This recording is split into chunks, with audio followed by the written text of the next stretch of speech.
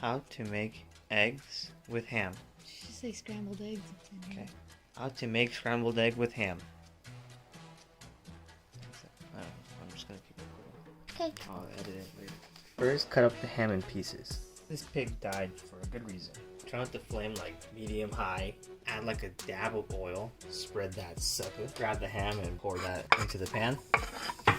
Grab something to poke at it. Move it around. Turn on your fan so that way it doesn't smell. I don't like the fan. It's gonna make too much noise. Grab a mixing bowl. Grab 2 eggs. Crack the egg. Mix that sucker. Pour the egg. Oh shit. Put some salt in that. Pepper.